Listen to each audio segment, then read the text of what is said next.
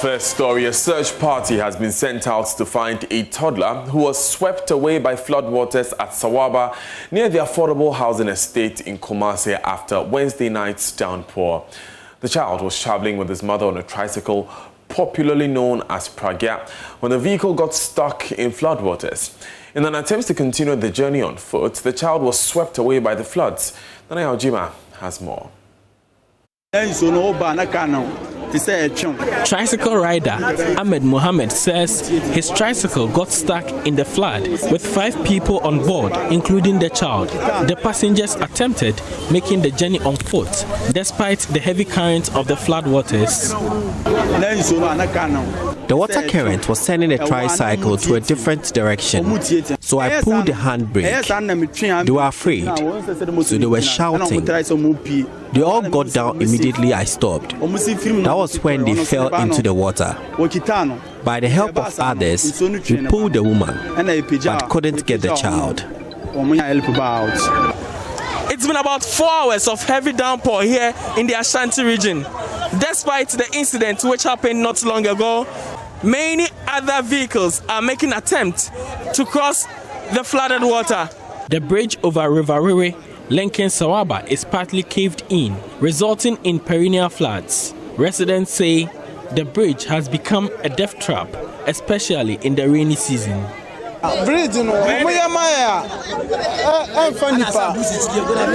If they fix the bridge, such incidents will not happen. They keep filling the broken parts with stones.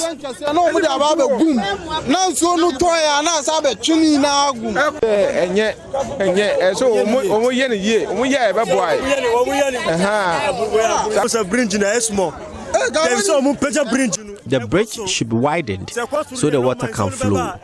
This incident happened annually.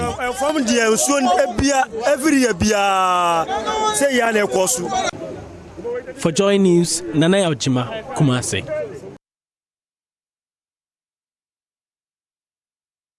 Now, a 3-hour heavy rain in Kumasi Wednesday night left several parts of the city completely flooded, with the toddler swept away by floodwaters. A search is underway. Now, last month, 2 lives were lost to floods in the city. A former mayor of Kumasi, Samuel Sapong, is among residents affected by last night's floods. He is accusing city authorities of negligence and failing to take any action against persons building on waterways. Now, Mr. Sapong, who was also a former Ashanti regional minister, spoke and implored city authorities to deal with the problem. Let's go to Nana Ojima, who joins us via Zoom. And Nana, tell us what you've been learning. So far, I've been through various areas in the Insheso constituency, and it's one of the areas which was largely affected by yesterday's downpour and the floods that has been the results of the downpour. Now, if you go through Insheso constituency, Atasoma, so areas in Ajo and you realize that you realize that parts or majority of these areas are completely flooded, especially homes of some of the people in the constituency. Now, Mr. Samuel Sapon is one of the persons who have been affected by the floods in the area. Now, if you visit these areas, you realize that most of the areas have been developed by private people, and sometimes you see water bodies being filled up to for people to put up buildings in there. So that has been the major reason for the flood that has been experienced in the Insheso constituency mainly. Now, in other parts of the city, including Sawaba, the drainage is really bad, and it's the reason why the flood that was recorded yesterday there. The reason for the flood that was recorded there yesterday. Now, the search party for the 2-year-old or the toddler who went missing in the area, it was by the assembly together with the family of the toddler. Now, they've been to various areas or tracking the river, wherever the river flows. They've been there. They are yet to find the child. So the search party or the assembly says it will continue the search for some time, and they hope that by close of day they will be able to find the toddler. Now, we've also been hearing from Stephen Sapon, former Ashanti Regional Minister and former Kumasi Mayor. Tell us more about what he's been saying. So Mr. Sapon is one of the people who were affected by yesterday's floods. His home has been flooded. Part of his walls have also been broken down by the flood. According to him, when he moved to the area some years back, the area didn't flood. And not long ago, some private developers, about 5 years ago, some people have filled up about 300 meters from his home. And they are hoping, or they are planning to put up a building there. And according to him, it's because of this filling that the people did. That's the reason for the flood that they are experiencing. He says he's been to the Kumasi Metropolitan Assembly to lodge an official complaint for this development to be stopped, but the city authorities are yet to take any action. According to him, until the city authority takes action on this particular development, the floods will continue in the area. In that place, a number of homes have been affected, including vehicles and also personal belongings of these homeowners. Thank you very much, Daniel Jima, for bringing us those updates. We move from Kumasi, and former Power Minister Dr. Kwabena Donkor has called the bluff of Attorney General Godfrey Dame to investigate him for his role in the power purchase agreement with energy company GPGC. The state is paying a $170 million judgment debt as a result of cancellation of the agreement with the company. The judge in the London arbitration also ruled that the basis of the decision to terminate the agreement did not reflect the true facts. Speaking on Upfront with Winston Amwa, Dr. Donkor said he is ready to face the investigative bodies over the contract he entered with GPGC. As the chief legal officer of the country, he has a right to cause for investigation. Are you prepared to cooperate? Do I have an option? I'm a law-abiding Ghanaian. If the CID says they want to investigate something, what do I have to hide? You don't think it's political witch hunting? You are saying it. I haven't said it. I'm asking you whether you think I haven't said it. I'm asking whether you think that is. I haven't said that. You asked the question. I said I will go to the CID. This is not the first time I've been called to the CID. You remember the famous Ameri. There are others. You call CID, you have been through all of them. When you have a clear conscience, when you act in the national interest, why not? Anybody has a right to say they are investigating. I have my documents. I went to cabinet. If the whole cabinet was wrong, fine. I came to parliament. If the whole parliament was wrong, fine. I'm not a lawyer. I didn't draft the agreement. The agreements are drafted by the legal officers of the ministry under the supervision of the Attorney General's office. The Attorney General's office was involved.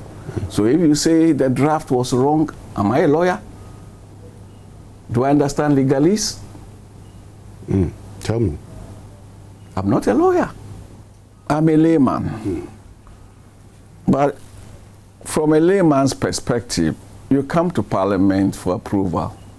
And therefore, if you want to cancel, I will expect that you come back to Parliament and state that for this and this reason, I want to cancel. You don't cancel and come and inform Parliament. They are two different things. Because if you've already gone ahead to cancel, you're coming, it's a post facto activity to come and inform Parliament. The full interview with Dr. Kwabena Donkor will be live on Upfront at 6 p.m. here on the Joy News channel with Winston Amwa. Don't miss it. Now, to other stories. The majority in Parliament has dismissed demands by the minority for a revetting of 4 deputy ministers designate approved by the House yesterday. The NDC MPs yesterday walked out of the chamber as Parliament approved the 4, including Asonaba Dapaah and Ejay Mensah Korsah. They say they cannot be a part of the approval of nominees they did not vet because they were in the constituencies planting trees on June 11 following the Speaker's directive. There's more in the following report by Joseph Opoku-Gakpo.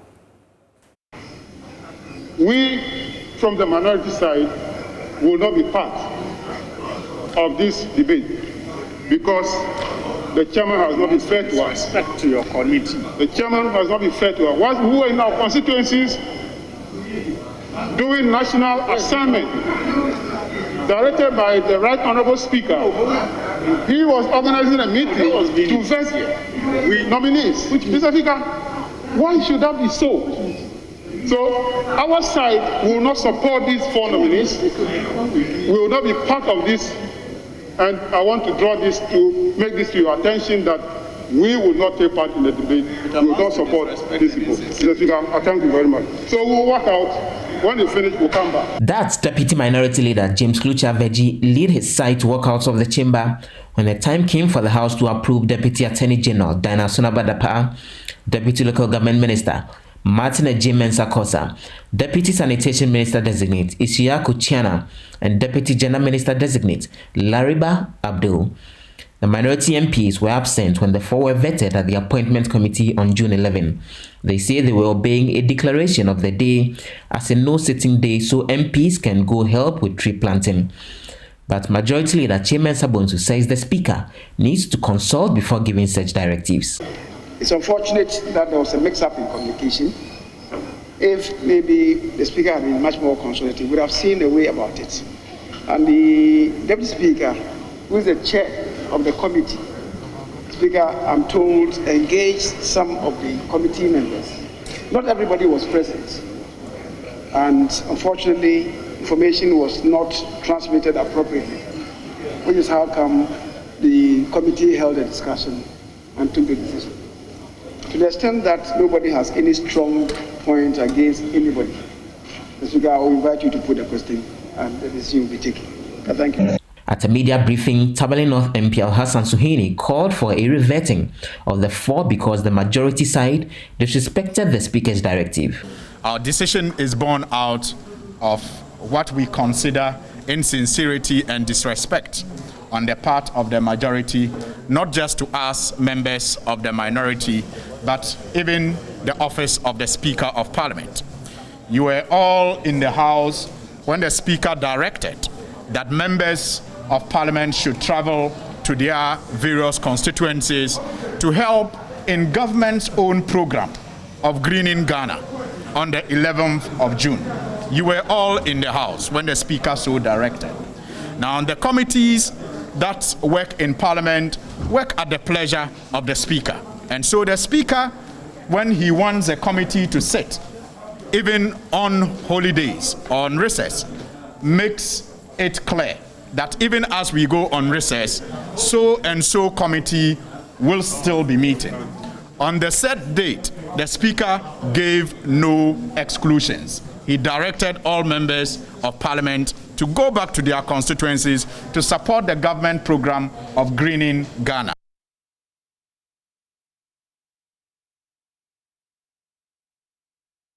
Now, meanwhile, the minority in Parliament has filed a motion for a parliamentary probe into the procurement of vaccines from Russia using middlemen. Minority Leader Haruna Idrisu told a news conference that he is confident the Speaker will admit the motion for a probe to be undertaken.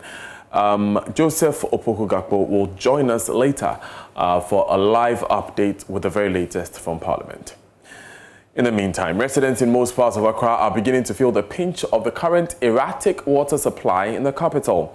The situation, which is entering the 5th day, has burdened consumers with either buying water in large volumes from private vendors or walking long distances to buy from smaller vending points. For small businesses like hair salons, the situation has forced owners to close altogether. Listen to some of the affected people.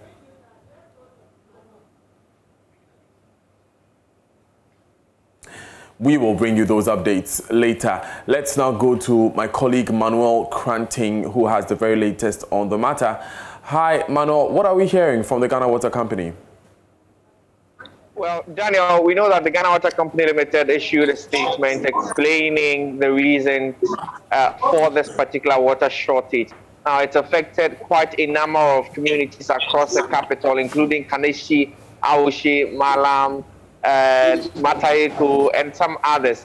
Now, the point is made by the affected residents that this particular water shortage is entering day 5. And for most of them, they've been going the past 3 days without any drop of water flowing through their taps at all. The Ghana Water Company Limited explained in that statement that I referred to just earlier that it was as a result of a reduction in the pressure from the pumps. And so the water is not able to be pumped into the homes.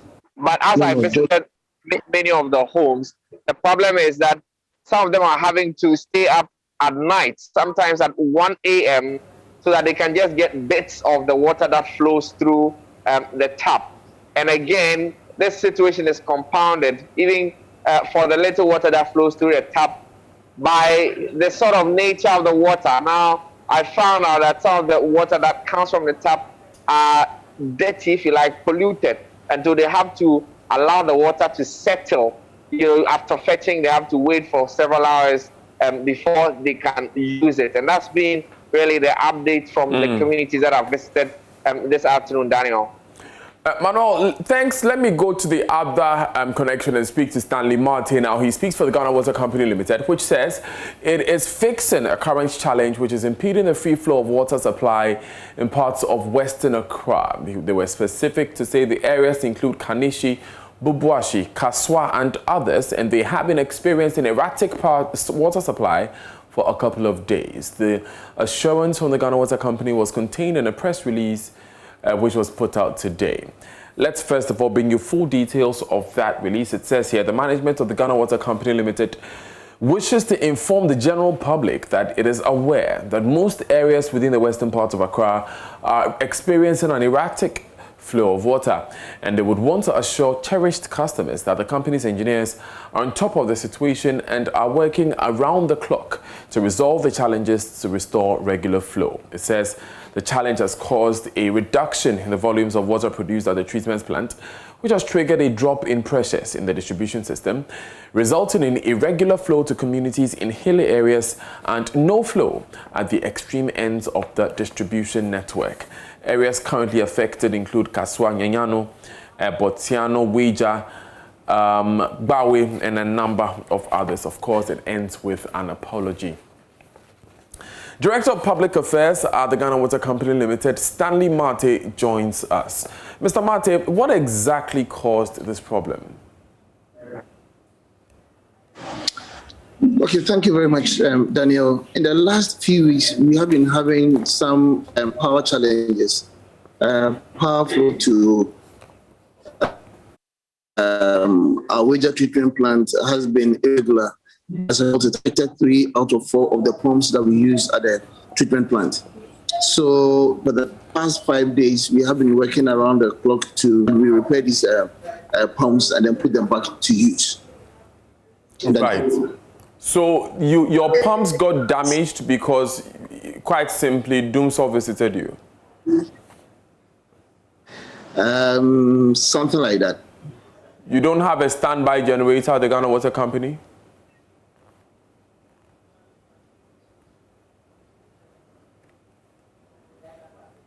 No, our pumps are such powered by a standby. Generators are most of the time unable to give us stable energy or stable power at the high voltages that we require. So the best is to get it from the grid. And that is what we've been doing from time immemorial. Well, that means that we don't have an alternative power solution for the Ghana Water Company currently. It is not economically prudent if we have to do that. So we have to allow the energy sector to do their job. ECG and GRIDCO are doing their best to give us power supply. Unfortunately, they have some challenges at certain times, and it affects us as well. But we hope that these challenges will end, and then we're also going to get a stable supply. Then we can treat water consistently. You mentioned that it's not economically affected 3 the 4 pumps that we use at the treatment plant. You mentioned that it's not economically prudent. We are working non-stop. Hello? Yeah, unfortunately, you seem to be losing you at points. I thought you had come to one end there, but I was asking that, is it economically prudent, Mr. Mate, to leave your customers without water for 5 days, with the greatest of respect? I don't think it would be fair if you put it that way. Okay, now we work with the equipment, and these things are bound to happen. For instance, your vehicle that you drive, anything is bound to happen at any time. It's inevitable. Okay, so these challenges are bound to happen, and when they occur, the only thing we can do is to work assiduously at rectifying the challenge, and then we can serve our customers the way we should. When are customers of these areas, in these areas, to expect stable water supply to resume? Yes, Daniel, I wish I could say something, but I think I'm reluctant to do that because yesterday, for instance, we managed to finish one of the pumps, and a few hours after we put it back into operation, it broke down again. So I'm reluctant to mention timelines. The general public is that we are working around the clock. We are making sure we are not leaving site until we have all pumps back in operation and then pumping at full capacity. So can be assured that we are doing finish the repairs of the pumps, and then we can supply the way we always do. Stanley Mate, thank you very much for joining us this afternoon on Joy News Today. Now, over 37,000 non-Ghanaians have been intercepted at Ghana's various land borders since they were closed by the president in March last year at the height of the COVID-19 pandemic, according to the Comptroller General of the Ghana Immigration Service, Kwame Esiatechi. But with insurgent actions in neighboring countries, the Immigration Service says it's up to the task of ensuring border safety and preventing terrorists from entering the country. Kwame Esiatechi spoke to my colleague Kweku Asante on the sidelines of a gender sensitization workshop for top managers of the Immigration Service and noted that his personnel are well positioned and continue to gather intelligence and work on them in spite of the porous borders. Borders were closed by His Excellency last year, March. We have intercepted over 37,000 non-citizens trying to enter Ghana through the eastern frontier, the northern frontier, and the western frontier. And in fact, as I speak now, we have what we call Operation Conquest Fist, where we have the military, the police, the Immigration Service, Ghana Ambulance, Ghana Revenue, Custom Division, all positioned at the various parts of the country. When you talk of porosity of the borders, we have intel on the ground, we have our men on the ground, and the government is doing its best to make sure that these terrorists don't enter into our country. And it's very important because you ask about what Ghana Immigration Service is doing. Security is a shared responsibility.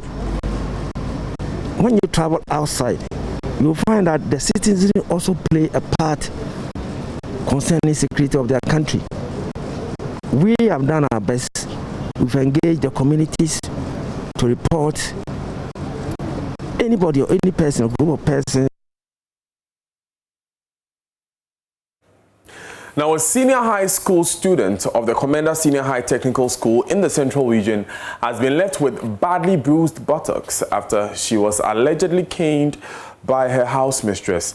Serafina Mensah, a boarding student of the school, says she was given 40 strokes of the cane by her house mistress after she and her colleagues left campus without an exit. She further alleges that she was beaten while her colleague was not.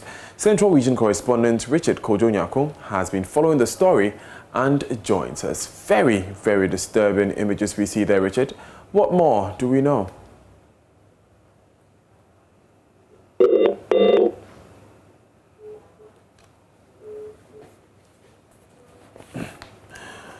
We seem to have lost Richard Kojo-Nyarko there. Please pardon us. We will go back to him if we get him during the bulletin.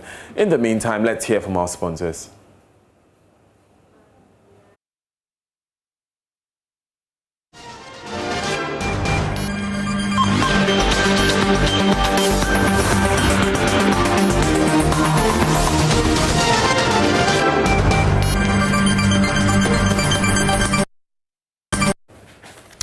Thanks for staying with us. This is Joy News Today. Let's go back to the Central Region. And Richard Kojo-Nyarko has been following the story of the student of Commander Senior High Technical School who was allegedly lashed 40 times by her house mistress for leaving school without exit. The student is currently has bruises on her backside. And Richard Nyarko joins us with details. Richard, what more do we know? So, Daniel, what we do know is that the girl alleges her aunt called that she should come home for food. She didn't want to go alone, and so she pulled her friend along with her. She further indicated that it was her wish that she and her colleagues would return to campus, but there was a heavy downpour that couldn't make them return that very day. So they passed the night home and returned to campus and went for classes. So we're in the class when the house mistress sent a word to them that they were needed. So they came and she asked them to kneel down. And now when they knelt down, according to the student, she was given 40 lashes. In fact, at the point, she said she couldn't contain the pain anymore and so had to get up. But the house mistress insisted that that was her punishment. The student also says that, well, she knows that she's gone out without an exit and it's punishable, but for her to collect or to be given 40 lashes was too much. But the friend, on the other hand, did not yield to that punishment. And so when after the caning, she went to report the matter to the senior house mistress, and so she showed her backside to them, and then went to the assistant head mistress, showed the backside to them. They were, she was prevailed upon that she should go to the student infirmary to be treated, but she opted to go to the hospital for treatment. The matter has been reported to the KEA police who are investigating the matter. The KEA District Directorate of Education has also commenced investigation into the matter. They dispatched a team of investigators to the school. Currently, they are there. There have been series of meetings with teachers and with all the people that are there. So currently, the District Director of Education, when I called her, indicated that she's waiting for the report from the investigative committee. So some decision would be taken about this matter. Richard, have we heard from the parents or the aunt of this girl? Well, so we are told that the parents were the ones that aided her to go to the police to report the matter. And so that is all that we do know. The parents also went to sit on the radio station to complain about the treatment meted out to their ward. And so that is all that we have heard from the parents. Right. Thank you very much, Richard Kojo-Nyarko, for joining us with those updates. Before we go for business, economist Kwame Pionim has charged the Ghana National Association of Teachers, NAT, to consider retirement packages for teachers. According to him, the current Teachers Fund is beneficial to teachers who are still in the profession, but a retirement plan will ensure the teachers are well catered for after they finally put their chalk down. Speaking at a NAT investment forum, Mr. Pionim also set out a 20-year strategic plan for the association, an act he believes will improve the likelihood of teachers and also attract younger persons to the profession. Hanodame has more. This fund, established to assist members resolve their short-term financial needs, has been a major pillar for most teachers in Ghana. Through the fund, I have been able to, I was able to pay for my education at the tertiary level, and today look at where I am today. Managers of the fund, however, believe more can be done beyond the benefits being derived from it currently. In line with this, the investment summit was to deliberate on further opportunities to improve the welfare of the teacher. Imagine macroeconomic instability, city depreciation and so forth has taken away almost half $400–600 million wasted because of the cedi depreciation. So how do we stabilize and redirect some of the investments? I think that the leadership can promise, can undertake to you for the next 20 years that two things can happen. If every teacher had a 10 to 15-year life insurance policy, work towards a retirement home, and when I say home, I say we build a house, but once you move in and you make it comfortable, it becomes a home. So a retirement home in your choice of the area that you are retiring into, not the place where you work necessarily, and that house should be insured. Deputy Education Minister Dr. Ntim Fojo took the opportunity to inform teachers of what the ministry is doing to address their concerns. Live on Joy News today with me, Daniel Daze. It's time for business with DOWNPOUR.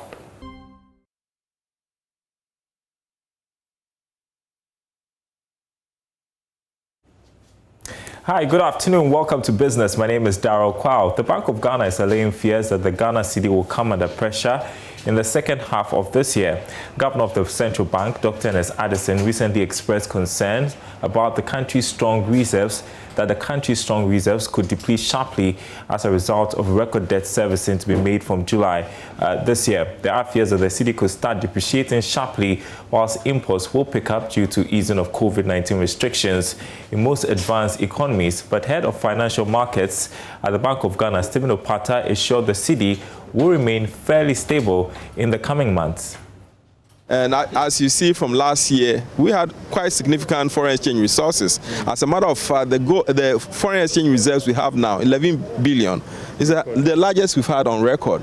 So that shows you that we are building significant foreign exchange assets to support the interbank and the domestic economy. But other reform measures that we've taken that I know you are aware of is the foreign exchange auctions, which is now beginning to root itself into the psyche of people who demand FS in the economy, so that people, instead of coming on the spot market and trying to get foreign exchange when they don't need it, now they are anchoring their demand to the forward auctions according to the tenor for which they will need FX. This is beginning to work very well.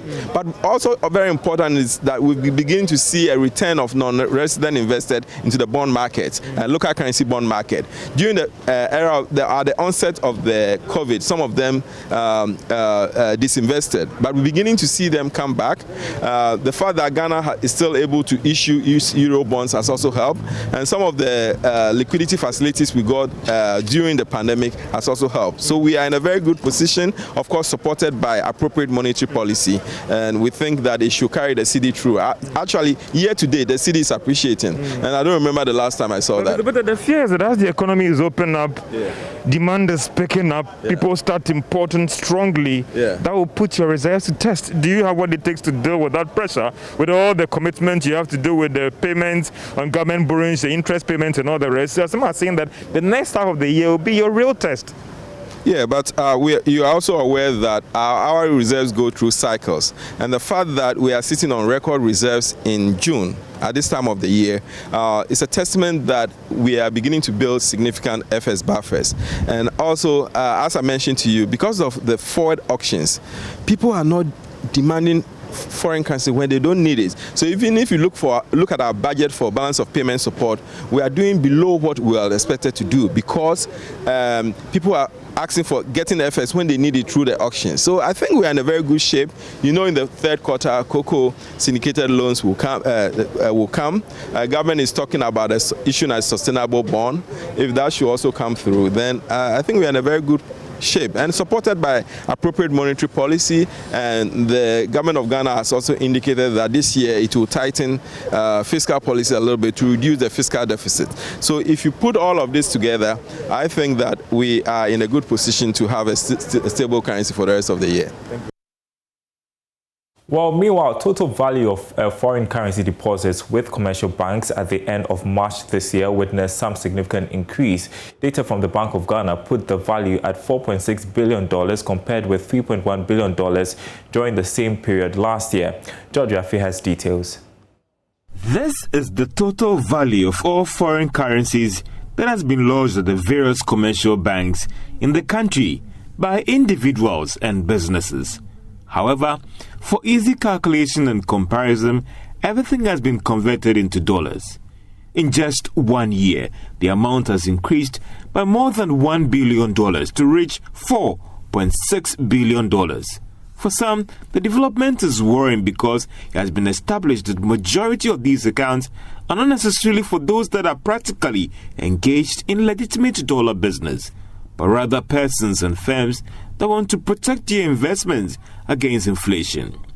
Let's often see these persons go out there and buy dollars and open accounts for it. But the development has been described by some currency experts as not so good for the Ghana cedi stability. This is because some have argued that the practice has also been one of the major contributory factors for the cedi's perennial depreciation.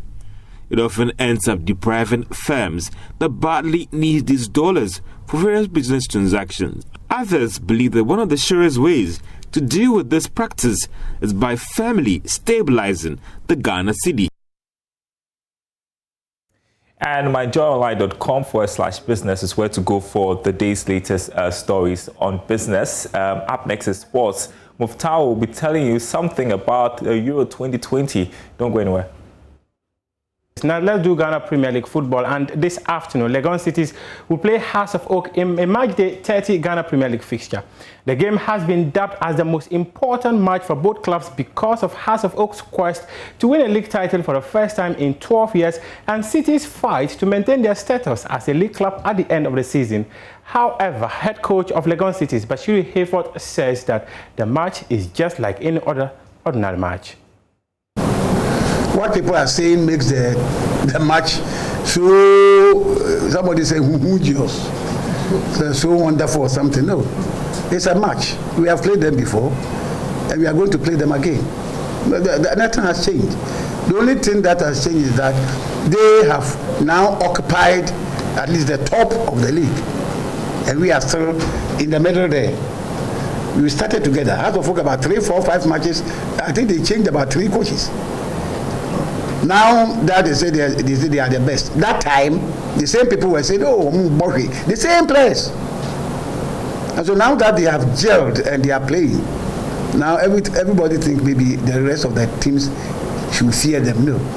The same thing that Legon City has also transformed themselves. And if we see the way they are playing this time, you also enjoy them. And the Africa Games Technical Committee is confident Ghana will be ready to host the rest of the continent for the Games in 2023. This is according to the local organizing committee chairman for the Games, Dr. Ofosu Asare. He said though the committee is of the opinion that events should be held in one city, they are confident the country will be ready after their visit.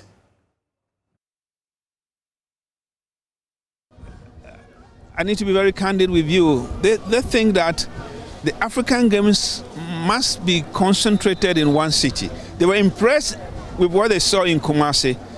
We took them to the Kumasi Sports Stadium and Tech that we had earmarked for the games as a games village. We took them to Legon, earmarked for a games village. We took them to the Legon Stadium there that we can upgrade and use the facilities there for athletics and what have you.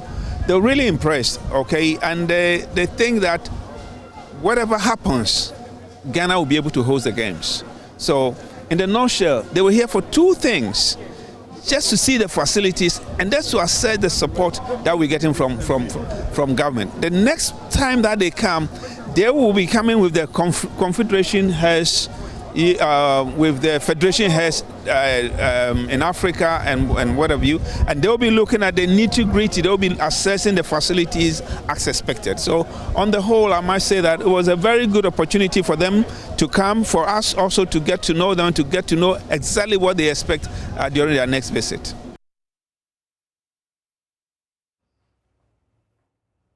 For more news, head on to myjoyonline.com and read the sports stories we have in there. We have the full details of the countries that will play in the round of 16 on our website. Just right there, the last 16 lineup as England face Germany. And on Sunday, it's going to be a big one. Portugal versus Belgium. We'll start with Italy, Austria on Saturday, Sunday, Portugal, Belgium. I am Muftar Nabila Abla, and this has been Sports on Joy News Today.